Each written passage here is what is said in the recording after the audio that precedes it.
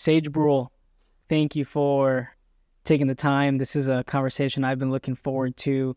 I kind of treat you as like almost one of the founders of this too, because before I even put anything into action, I had called you and asked you, "Hey, what's your idea of this? What do you think?"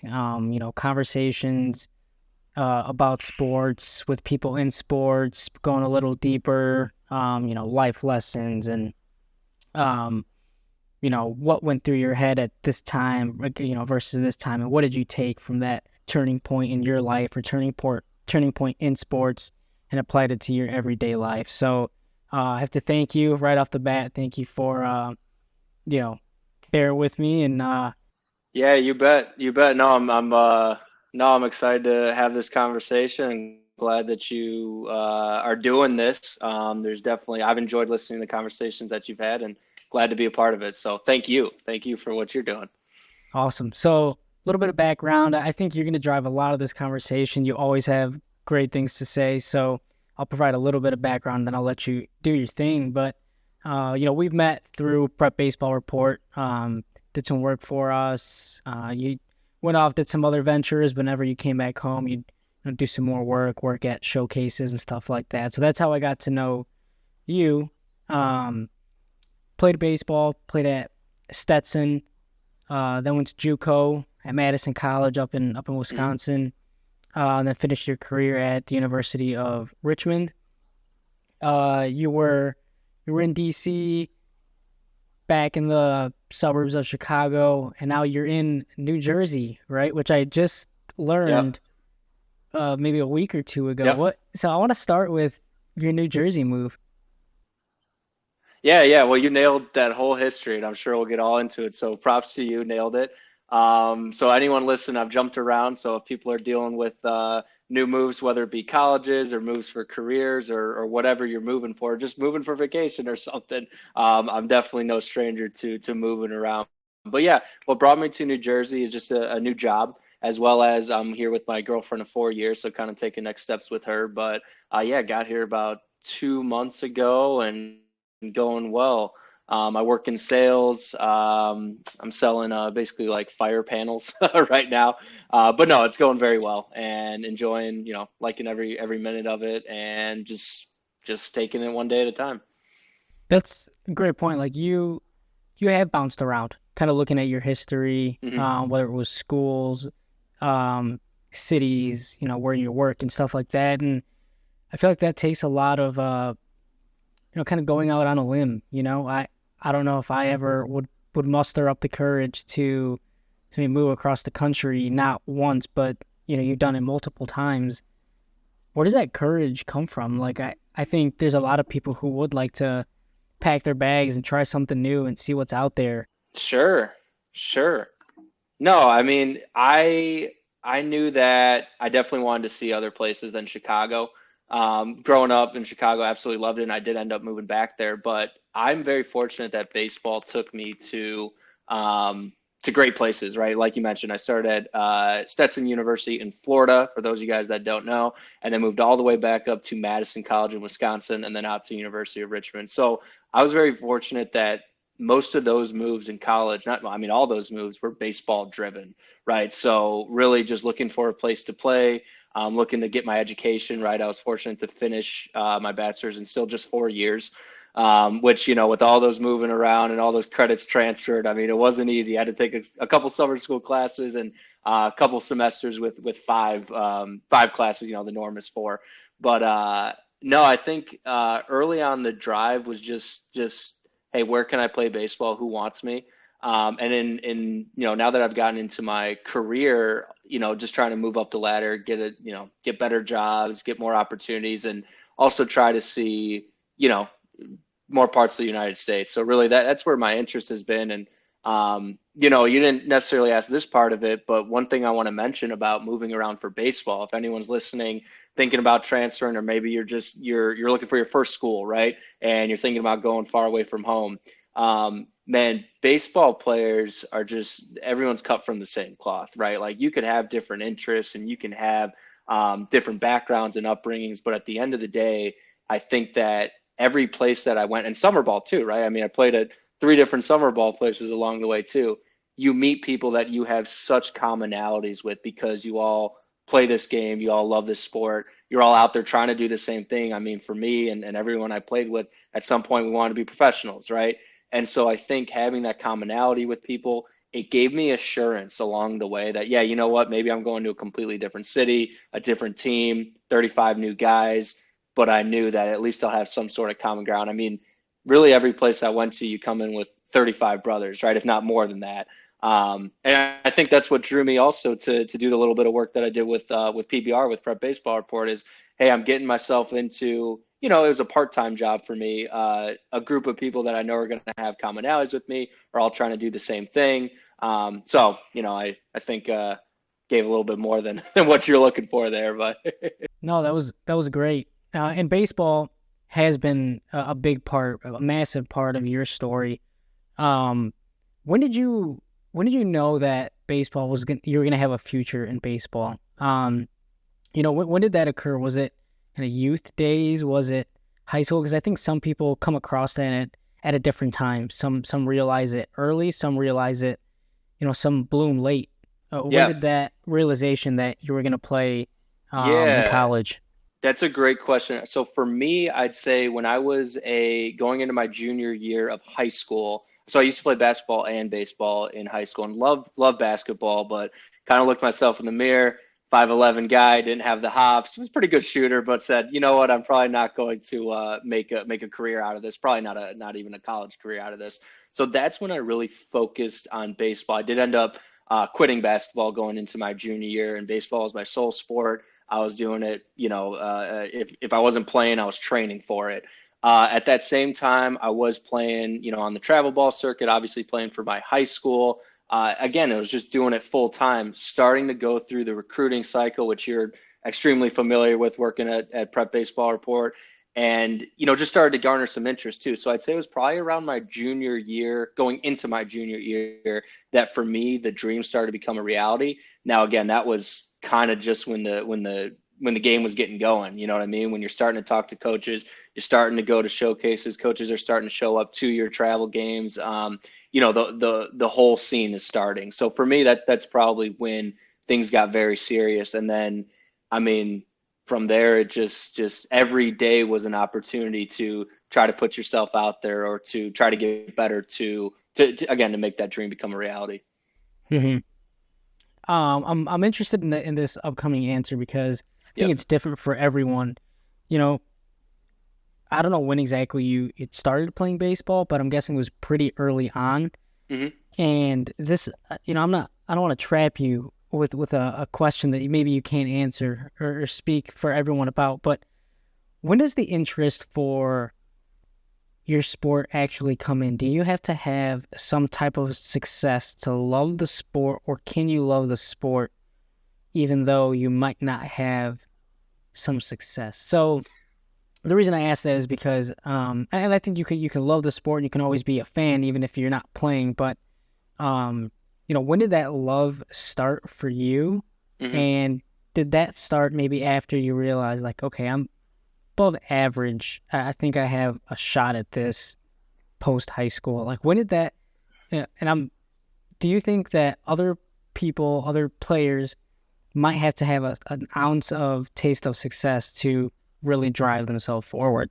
So I love that question because I just started thinking of, like, I mean, 10 plus times, right? Of when these thoughts started coming in my head. So I love the question because it evokes so much, emotion and storytelling for me.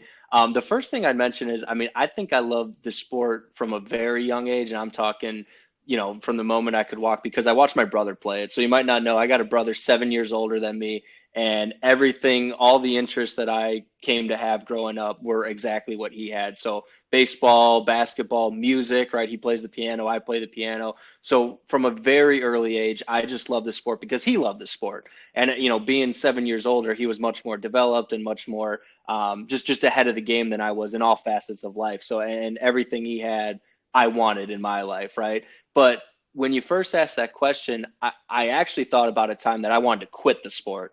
I was 13 years old, 12, 13 years old, and I just got finished playing a season where I played the most baseball games I had ever played. I was on two different travel teams. I was also playing house league. Some weekends we're going from one team tournament to the next team tournament to house league, playing 6, 7 games in a weekend, which, to a baseball lover sounds absolutely awesome. And at times I did love it. But at the end of the year, I can admit I was completely burnt out. I remember a very vivid conversation with my dad. I said to him, 12 years old, I said, "Hey, Dad, I think don't sign me up for baseball next year. I'm done. I quit." And he, being my wise father, said, "Oh, hold on. Let's do this. Let's play basketball this year," because it was transitioning into basketball season. He knew I loved it. He said, "Let's play basketball this year. As soon as that season's done, when it's actually time to sign up for baseball, because we don't need to make that decision right now. Let's see how you feel." And by the time baseball season had rolled around, or it's time to sign up, he asked me, would you like to sign up? I said, absolutely. So I think of that story as a time realizing that I absolutely love it, because I had to be on the opposite side of the spectrum, right? The I want to quit side, to realize, no, I don't want to quit. This is something I love. It brings me a lot of joy. And this is what I want to do, right? And again, there's a lot of time that passed between being 12 when that story happened, and 16, 17 when I mentioned I started garner interest in playing college ball. But that story just stands out as that's one of the moments I realized I really love this sport. And so to answer your direct question, I don't think that came from any success or failures. I think that just came from almost having it taken away from you, again, artificially, because I was just making up that I didn't want to play with it. But the question became, well, do you want to play this year? And I said, heck yeah, I want to play, after I didn't have it for 4 or 5 months, whatever the off season was at that age. So no, great question. Thank you for the question. Yeah, no, that's great. That's something I didn't know too about you potentially wanting to quit playing. Luckily you didn't, because you by all means you had pretty successful career. Both in high school and in college, and we had conversations about your recruiting process and where you started, where you ended up, and everything in between. But for those who don't know, you went to Stetson, committed to Stetson out of high school. Mm-hmm. Didn't get a ton of time there. What was that like? Did you think you were going to get maybe more time? I mean, I think the traditional pitch is, you're going to be our guy, you're going to get time, or Mm-hmm. you can work yourself into this role, and I think that's what we typically hear. But what what were your expectations, leaving high school, going to Stetson, and or maybe it was exactly what you had expected. Yeah, no. So the first thing I'll say is, so I was a young freshman. I was 17 when I got to Stetson, and it was definitely a shock when I first got there. I mean, obviously my expectations going in is I'm going to fight for a position. I know it's hard for freshmen. I know it's hard being at a Division I in Florida, being from Chicago. It is a different style of baseball, which I would like to touch on a little bit. But my expectations were, I'm a gamer, I'm a competitor. I'm going to do what it takes to get some playing time. I'm going to be that freshman that gets in there. Um, Believe it or not, I mean, I had a great fall. And we played one exhibition game every year. The Canadian 18U national team comes down and plays Stetson. I don't know if they do it anymore, because there's been some coaching changes, but under that coaching regime that I was under, every year they'd come down. And I actually started that game at third base, was batting, I think, fifth or sixth in the lineup. So that just kind of shows you that I was having a pretty good fall down there, to have that opportunity. The game ended up getting rained out. Didn't even get, a ball to me. Didn't get me. We played like one inning, and my number didn't come up in the batting order, and didn't get any balls in the field. So basically washed that completely. Like you mentioned, I mean, I got into 3 games in the spring. So saying that I didn't play or that I played a little is an overstatement. I can definitely admit that. It was tough, to be completely frank. It is tough going from being a guy in high school, right? I mean, anybody that's getting recruited that has a chance to play college ball at any level is a guy. I mean, that is something that we can totally say. The guys that we see show up to prep baseball report, I mean, these are guys, these are dudes, right? When you get to any level of college ball, let alone Division I in Florida, playing in the ASUN, which is definitely a good baseball conference, everybody was a dude in high school. I mean, and that's an understatement. you not only have to be the best, but you have to be the best every single day. And I definitely was not, right? My level of consistency, my physicality, my ability to impact a game at that level was not where it needed to be. And that's what ended up leading to me only playing a couple games, right? Didn't even get any starts. I had 3 at bats, a couple defensive substitutions late in games that were, blowouts one way or the other. Just a couple. Here you go, kid, get in the game. And that is definitely tough. I'm not going to undersell going from, being the dude, batting first or second in the lineup, making an impact to, listen, guy, you're not getting in this game. Putting on that uniform every single day, knowing that you're not getting in the game. I mean, that's tough. That's definitely tough. And I definitely think, that's what led me to wanting to pursue other options after that year. I will say, though, before we go on to another topic, people like to ask, oh, well, so you didn't like Stetson, right? And I definitely like to make the point to say, no, I liked it. I just liked it for 1 year, right? I couldn't see myself developing there, actually getting into the lineup. I mean, maybe you say that I quit on myself there. That's how some people might look at it. I just decided that it wasn't the place for me for 4 years. And as you know, from being in the baseball scene, you only have one shot at going to JUCO, right? It's only a 2-year education. So I already burned up 1 year of eligibility. It was either then or never to make the jump to JUCO. I like the point you brought up about potentially feeling, maybe not you, but others could feel like you kind of gave up on yourself. Why didn't you feel like that? Like, I feel like it's easy to fall into that, see the amount of at-bats, see the amount of games you got into, and think that, maybe I failed, or I didn't meet expectations, or I think it's easy to kind of go down that hole or to where it gets, detrimental to just yourself or your confidence. Why didn't you go down that road, or what prevented you from that?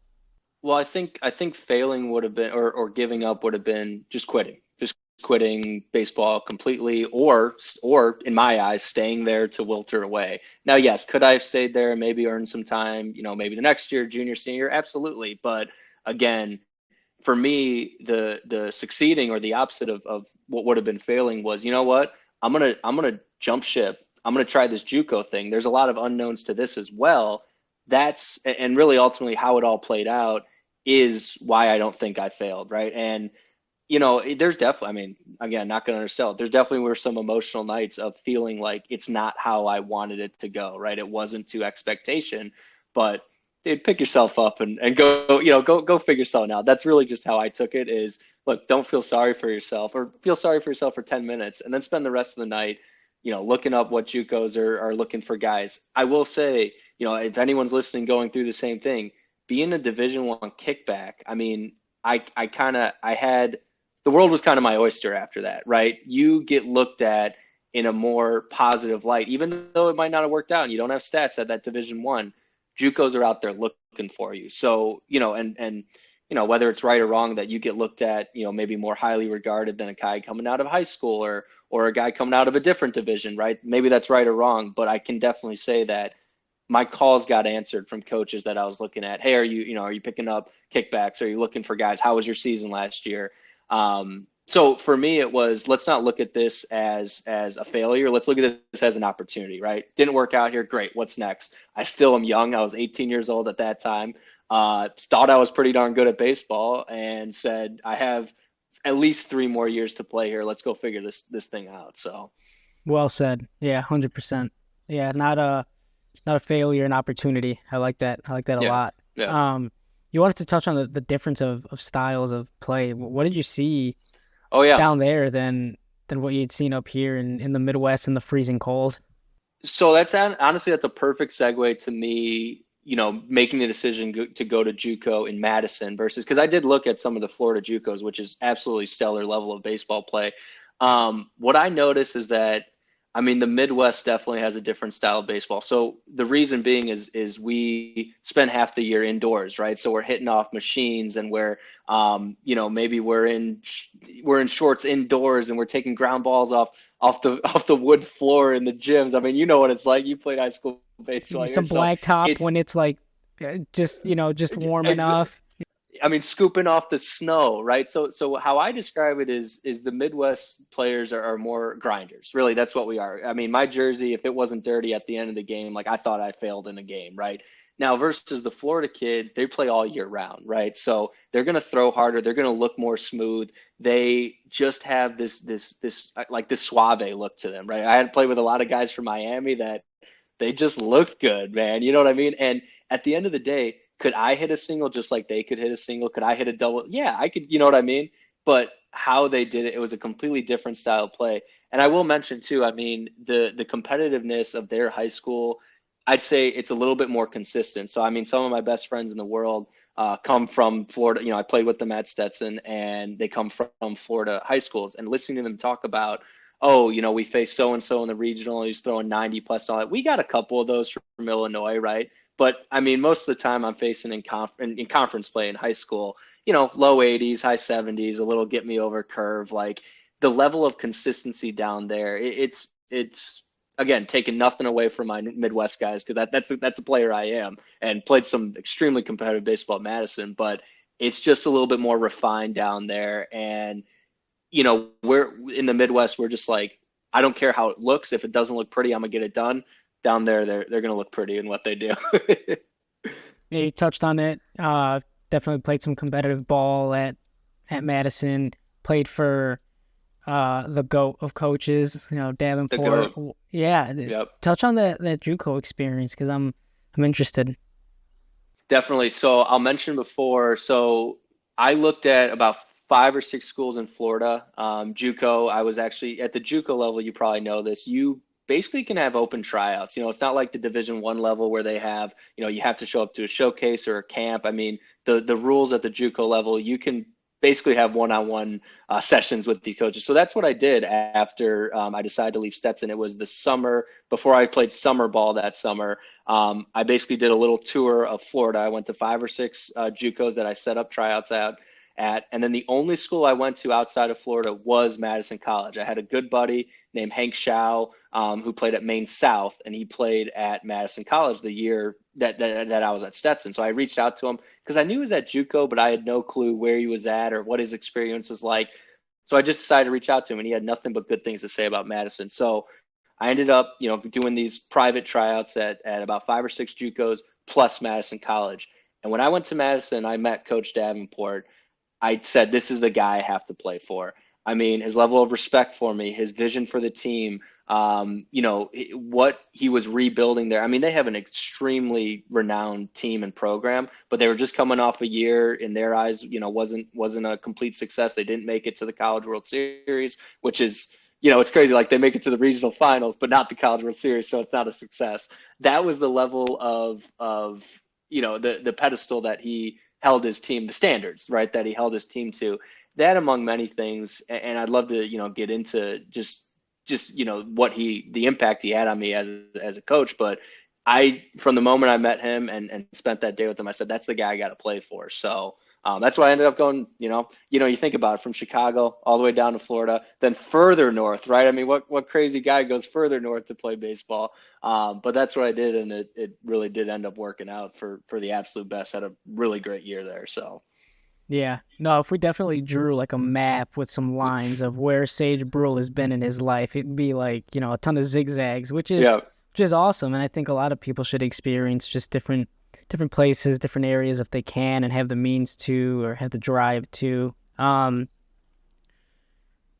ball. I mean, I hear so many awesome things about JUCO. hmm And JUCO Bandit. I don't know if you've thrown that label on yourself before, but I want to know, and for those who are listening who might not know what a JUCO experience is like, I think you'll paint a nice picture of it. yeah, man. I mean, JUCO is great. So it's I'm sure anyone's listening probably seen Last Chance U, right? I'm waiting for their baseball segment to come out because I think it'd be absolutely awesome. There's a lot of programs they could follow.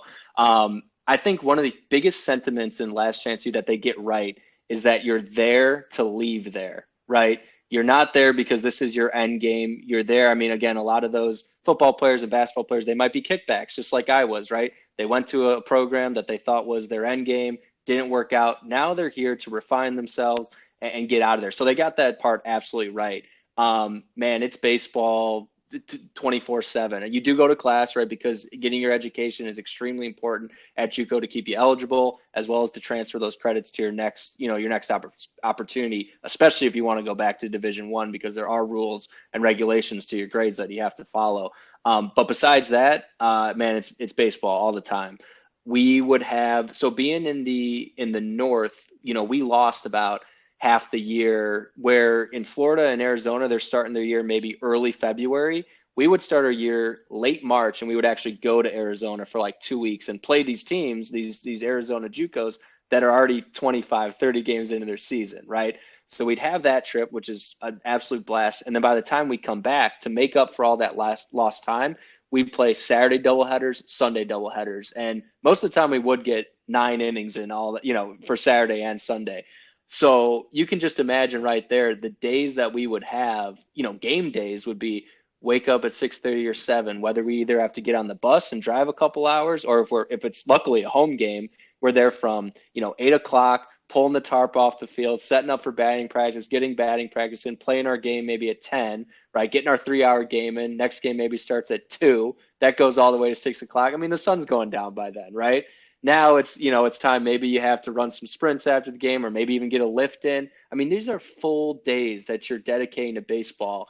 And oh yeah, you have to come back and do it the next day, because that was just Saturday and you got another 2 games on Sunday.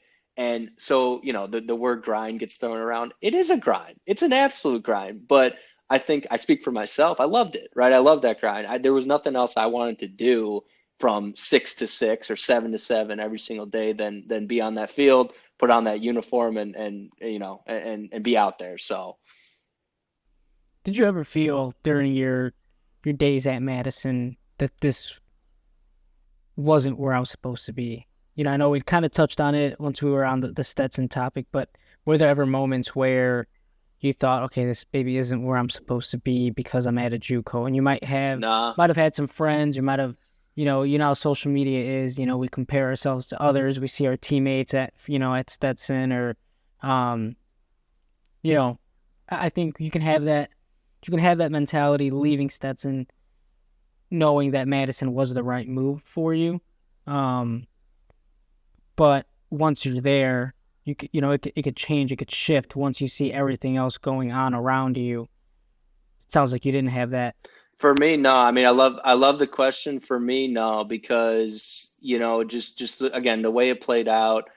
Met absolutely great friends at Madison, and now, hey, I've got my friends from Stetson that I still keep in touch with, and I get to add more into my network, and again, got to be mentored by a great coach that we already talked about. So for me, I mean, I didn't even think about that. The only time it came up, and maybe this is a good transit. I mean, ask me any question about JUCO. I love talking about it, but the only time it ever came up was the next year. Stetson had such a successful year. They went to the super regional, and in my opinion, the only position they didn't have down pat was a second baseman, which, that's my natural position. So again, to be brutally transparent and honest, the only time I ever had that moment was, man, could have been me, right? But it wasn't a burning emotion or a burning feeling. It was just like oh yeah, I mean, I guess I could have stayed there and had that opportunity. But the way it all played out, yeah, yeah.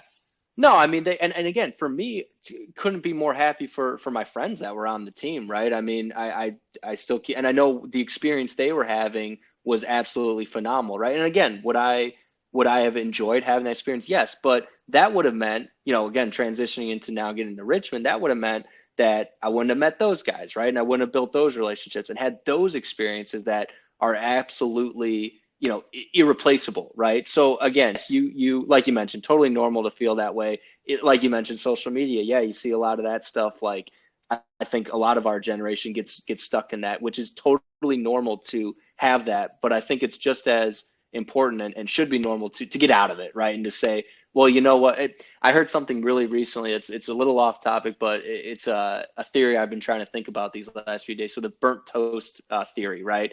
Basically, it's the theory that, okay, I burnt my toast and that upsets me, but maybe I burnt my toast and now I'm late for, I have to make toast again. So I'm late for the bus, and that bus, went the wrong way, or, God forbid, crashed or something like that, right? That's the theory, that I'm exactly where I'm supposed to be and everything happens for a reason. So again, that's how I'd probably answer that question is, look, yeah, super happy for those guys. And would I wish I could be a part of that too? Absolutely. But the things I got to be a part of instead of that are just as good, if not better. Yeah, no, that's awesome. Burnt toast. And for me, I think of it as I've heard a lot of it over the past few months. I've been listening to more and more podcasts, the butterfly effect. Yep. Your one decision to to go to Madison impacts so many people's lives, not just at Madison but at Richmond, right? Because Mm-hmm. it's so many lives have been impacted because you transferred, and it's so weird to think about. It's I mean, here, how almost about this? trippy. It's trippy, right? Maybe, how about this? Maybe I stay at Stetson and I make an error, right? That doesn't allow them to experience that, right? So now I'm taking away the experience not only for myself but also these teammates that I love, and so it's just you can spin it however you want. The fact is, you can't change the past, and when I look back, I have no regrets about it, and that's the only thing that's important to me. So. No doubt, no doubt. What do you think propelled you from Madison to Richmond? I think we can point at the play. Okay, like I performed, and the University of Richmond liked what I did, so that's why they recruited me. What do you think propelled you Right. the most? And what did you learn at Madison the most that got you to where you ended up? Yeah, yeah. So, I mean, again, going back to what I was talking about being a kickback, right? Going from D1 to JUCO, I think the same thing does apply. Again, whether you think it's positive or negative, being a JUCO guy now looking to be recruited by, whatever division, Division One, Division Two, looking to get back to that 4-year program. So again, being the person that I was, or that label that I was very fortunate to kind of just have interest right off the bat, right? I think my stats got sent around by Coach D to a handful of schools that I told them, I expressed interest in this school from a baseball standpoint as well as an academic standpoint, and ended up landing at Richmond. And now I had this newfound confidence in myself that I'm not that 17, 18-year-old, right, that showed up, I'm not that guy anymore, right? I have a full season under my belt. I had a good year at Madison, played good competition, and now I'm the guy that's expected to be plugged into this lineup. I mean, I was Richmond. One of the reasons I decided to go there, they were coming off a down year, right? And when I had conversations with Coach Woodson, he basically said, the head coach at Richmond, he basically said, look, I got a couple guys that I know are going to be in my lineup, right? They were starters for me last year. Besides that, it's an open table. Come here, earn your spot. And I felt internally more confident that I could earn that spot maybe over the freshman that's coming in, or any other JUCO guy, or maybe a different D1 kickback. I can't remember exactly what the rules were with all these transfers at the time because this was pre-COVID.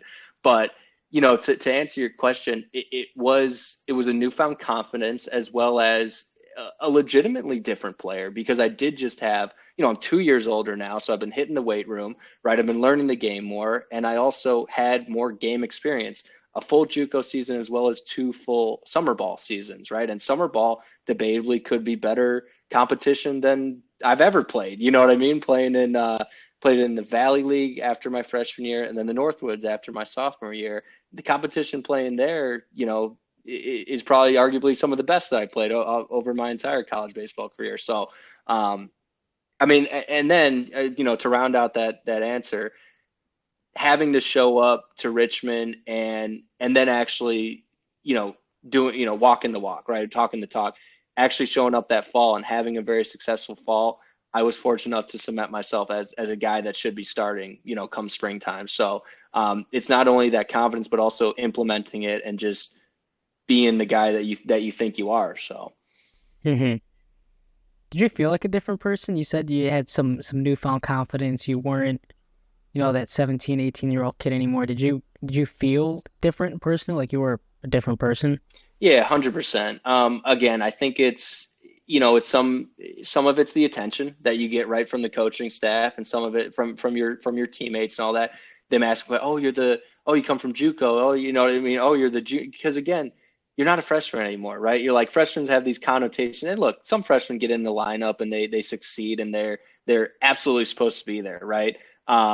But I think when you are a couple years older and a couple more experiences under your belt, you just get looked at differently. So it's not only the confidence that I had, but probably also the perception that people had of me too, just to be blatantly honest, that allowed me to be comfortable and play freely. So Mhm. I've heard a lot of good things about the University of Richmond. Just released an episode, and we're recording this on May 8th. Um, so it just released episode number 8 with Jack Buckley, who you had told me would be a great person to talk to. I reached out and got back to me, and one thing led to another, and we published an episode. So, I um, actually just listened to that before this one. I listened to the whole thing actually. So he was great. Yeah, I no, enjoyed it. we talked a lot about Richmond, and what was it for you that drew you there? Because I'm sure it just wasn't baseball. I mean, what did you like about that? Well, it's funny. It's funny. I wanted to go there out of high school. And again, going back to what we were talking about, things happen for a reason. Maybe it's good that I didn't because I had to go through the experiences that I had to get there to actually make an impact as a ball player. But I mean, there's a couple things that stood out to me. I mean, I didn't want a super large school. I mean, Richmond's I think maybe like 3,500 undergrad. It's in a suburb of Richmond, which is not a huge city to begin with anyway. So these were some of the criteria that I wanted. I mean, similar school to Stetson, right, in terms of size, in terms of how close it is to Stetson near Orlando, which is a little bit bigger city than Richmond is. But these were all kind of criteria that I wanted anyways in a school. Good academics, really good track record. I didn't know what I wanted to study. I ended up studying kind of like pre-law, so they had a degree that I had some interest in. So in a lot of regards, it checked the boxes that for a school that I knew I already wanted, similar to Stetson. And then baseball wise, again, I'd say it was just that opportunity of, hey, look, they're coming off a down year. Coaches telling me that if I show up and also you were mentioning earlier, like the pitch, right? Of like, oh, you're my guy and all that. And, there's a lot of that at all levels, being the JUCO guy, being the freshman, whatever it is. But I had this new understanding, right? We mentioned new confidence. I also had this new understanding of how college baseball worked after being at the D1 level, then going JUCO and coming back to it.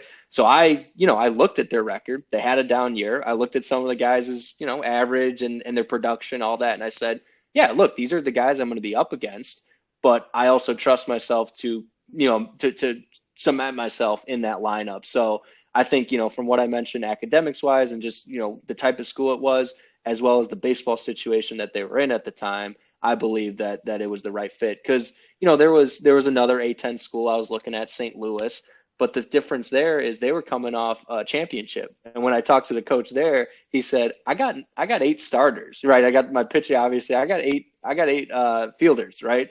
You're going to be my 10th guy. You're going to be the guy that gets, a guy a rest every once in a while. Or if you're really crushing it, maybe you DH or something. And I said, well, no, thank you. You know what I mean? Like, I want to go be at a place that I can compete for a legitimate, everyday spot. So I think just all those things I mentioned made Richmond the right place for me to be at. Seems like you really live by, you're always where you're supposed to be, and everything happens for a reason.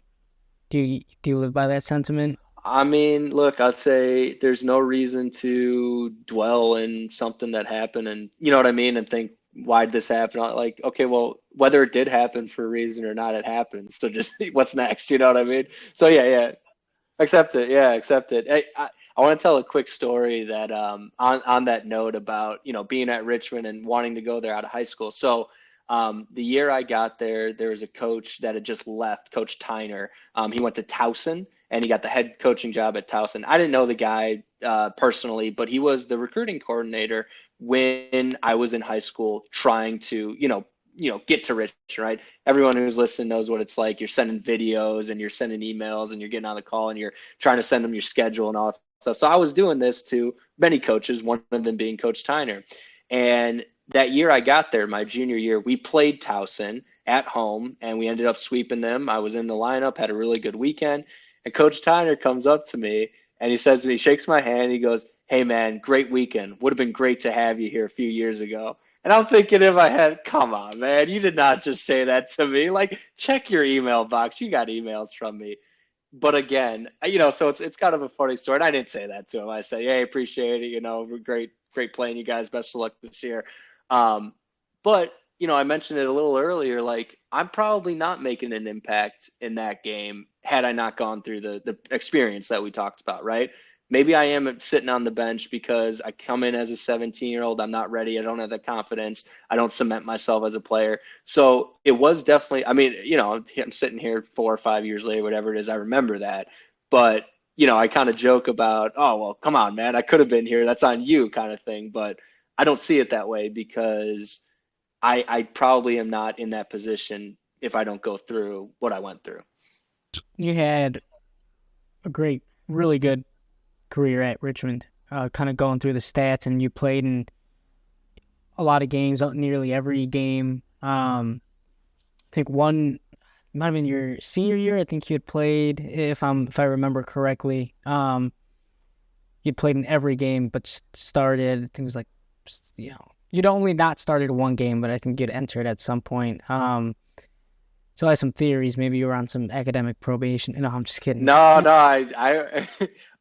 I was having a knee issue. It was early in the year, and coaches. It was the first weekend. Coach was giving me hey, we're gonna, you play 2 games, you sit one, we'll see it through. We need you for the full year. And then I just got a pinch hit late in the game, and so still got that.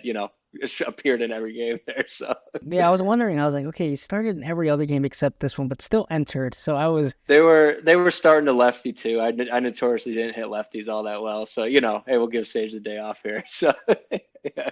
Did you did you feel once you had started having success at Richmond, like an I made it moment? Like I finally got here. Like this is my home. This is where like everything I went through.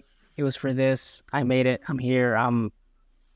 I'm here. Man, yes, and I don't know why your question makes me think of the complete opposite. I'll tell a quick story that's actually the complete opposite, and I think it'll make sense when I tell it. So we played Stetson my junior year, and again, that was the year that they ended up going to the Super Regionals. Extremely, I mean, I think they won 45 games or something ridiculous. I mean, these guys were on a roll, right?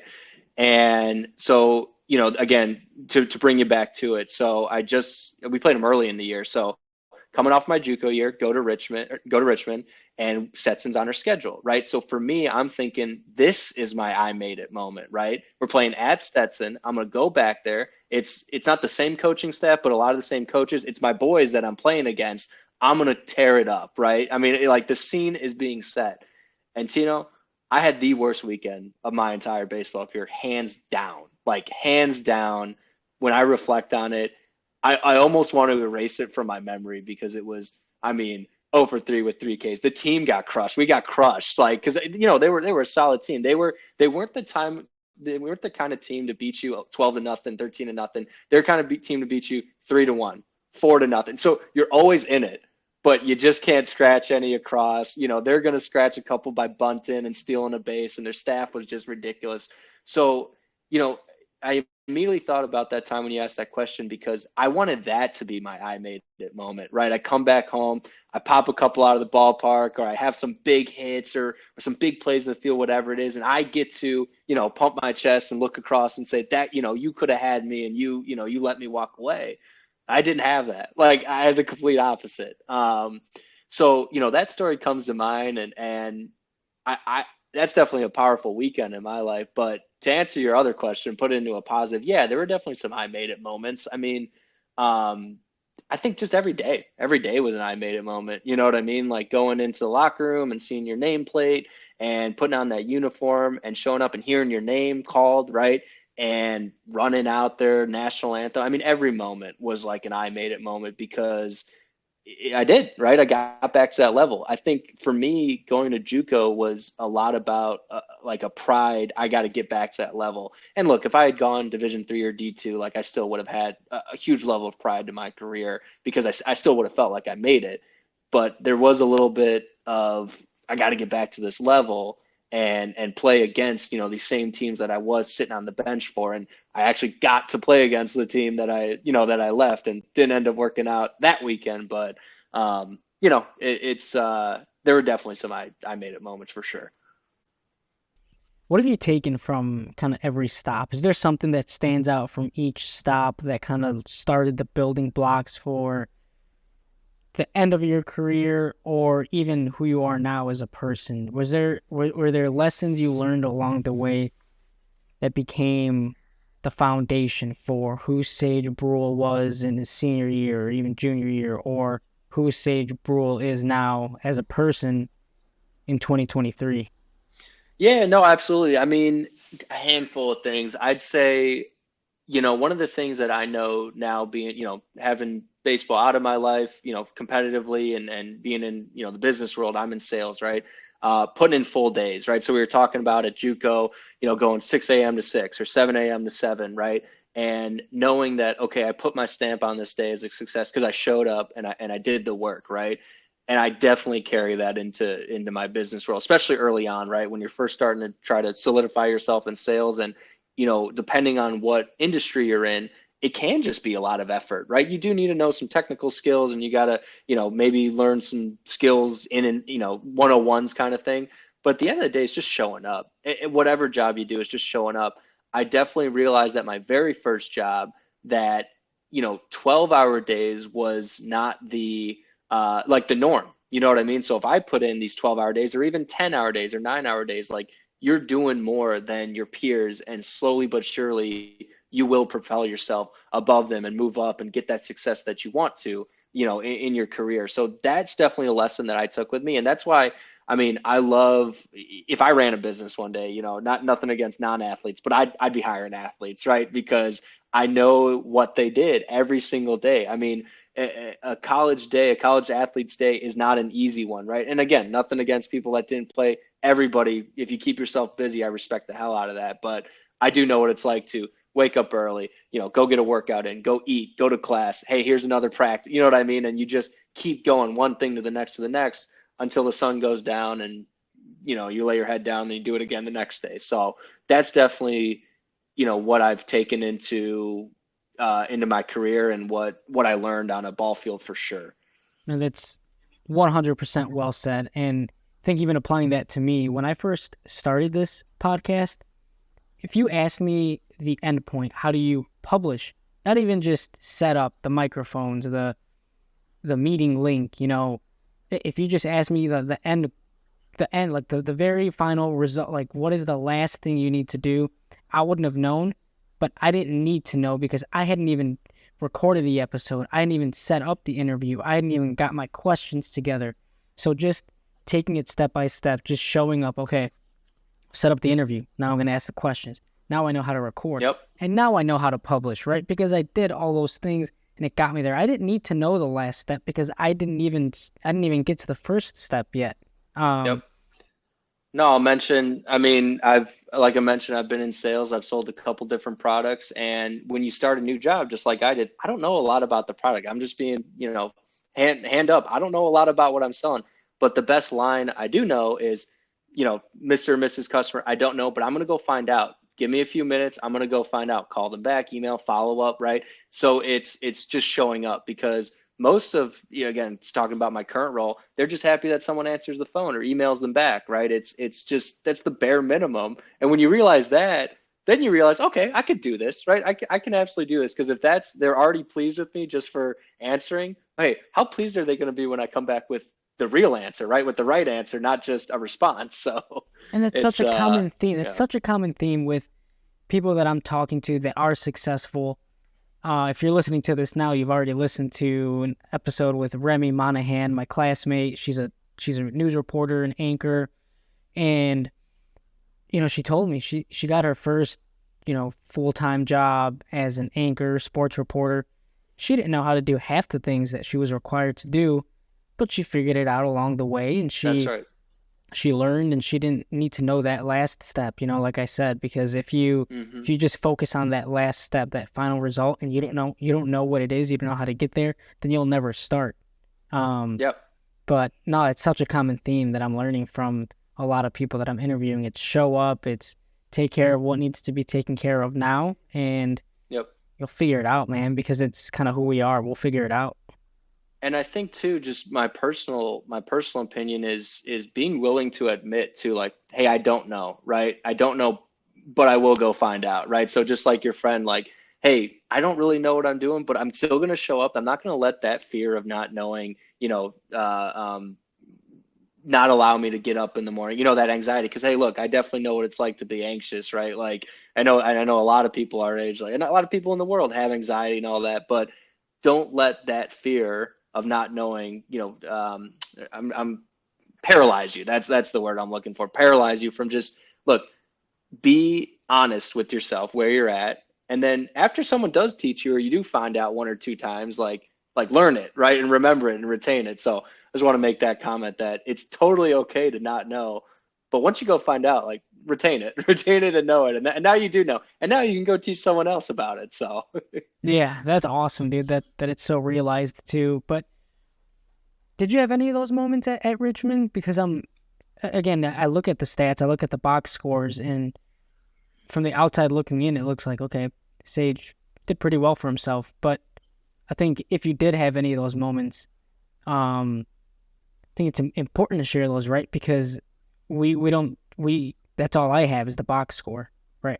yeah, I wasn't at your games. I didn't even know you at the time, sure. so it's tough to look, like I said, from the outside looking in to know if there was any of those moments.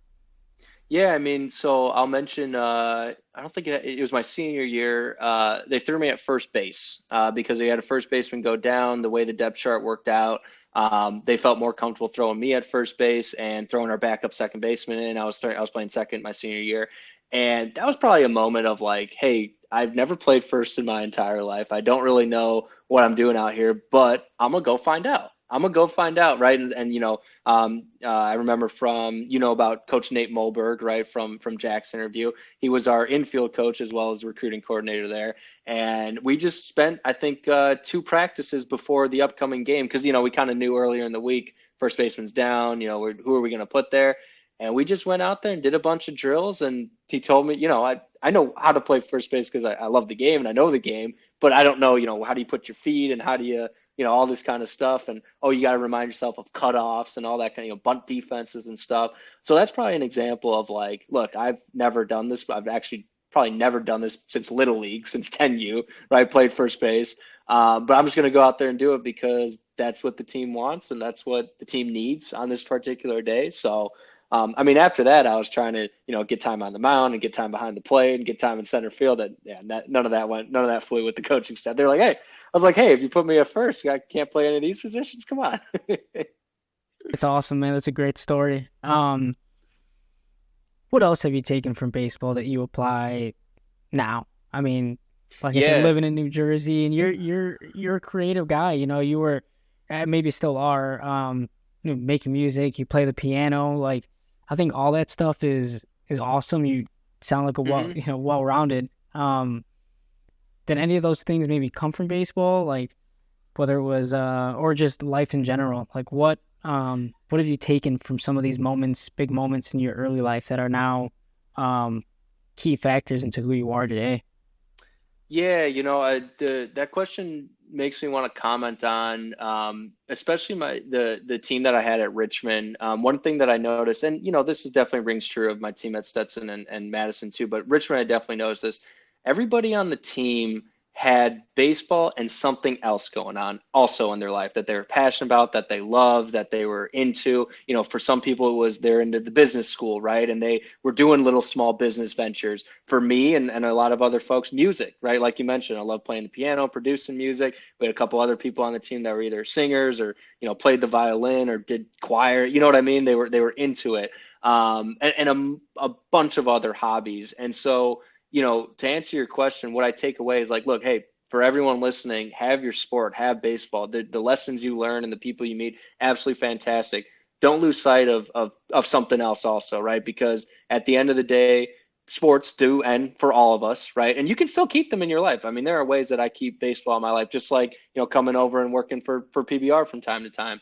And you work there full time. But it's also very important, in my opinion, to have other hobbies and passions and, the reason I answer it like that to your specific question is because I definitely learned that at Richmond when I looked around the locker room and met everyone. Again, everyone was diehard for baseball. We were there, we loved doing it, but they also had something else going on in their life, something going for them, right? And I really respect, the guys in that locker room for that particular reason that they didn't just put all their chips into one basket. I mean, they put them in that basket when they were there, when they were in the locker room. They went full force. Still got some teammates that are playing professionally, right?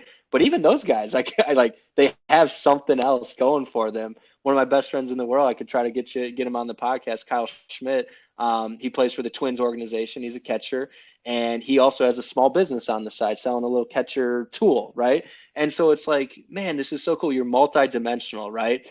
And again, that's what I respect so much the team that I had at Richmond, as well as, the guys I met at Stetson and Madison. Just have something else going for yourself too, because that one day you hang up those cleats, and when the lights turn on, you better have something to show. So You brought it up earlier. You're higher if you're starting a business.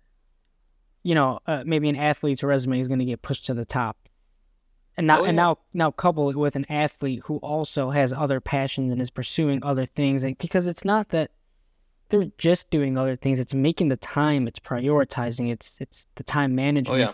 And for me, I have a job. I have, my family, my friends, but I felt like I had room to do something else. So I cut out some of the unessentials. I play less video games now. I do a lot of things less that didn't serve me to now do this and put time into this. And I think that's what other people could maybe, if they want to do something, just maybe delete some of the things that are, I'm not saying completely delete, but maybe just, if you play video games for an hour a day, try half an hour a day and see what else you can do with that other half an hour. Wake up 30 minutes earlier and see how much. Now you just added an hour to do something that you're passionate about. Straight facts. No, absolutely. I mean, we were talking offline right before getting on, and again, if nothing else, I think you're going to have that byproduct of, you know what, I had some really darn good conversations with people, learned maybe a couple things about myself, and again, maybe I think this hour is probably a little better spent than playing Call of Duty or something, in my opinion, So it's better for me, at least. I'd be playing on my iPad right now, some game or something. Talk a little bit more about what you're doing now. Are you still dabbling in music? I mean, I've listened to you playing the keys, and you sound pretty good at it. So I appreciate that. No, I haven't made anything in a while. So yeah, for anyone listening, I do play the piano. I also like producing on my, here we go. We need some lights here. Back to the bloopers. I like producing on my computer. Sorry about that. And it's, I haven't done it in a long time. I still do play the piano. I mean, at least a couple times a week. I'll listen to a song. I play by ear. So it's fun, right? When you listen to a pop song, you know the chords right away, and then you can kind of solo. But to answer your question, it's been a while since I produced something, and that's definitely, I'd love to get back into it, just, with the time on your hands. And it's a skill you have to keep up with, right? So when I haven't done it in a while, I've probably lost my touch a little bit. But no, things that I've just been keeping myself busy with work and, keeping up with friends and like I mentioned, working on my relationship too. Moved here with my girlfriend, so just that's been me.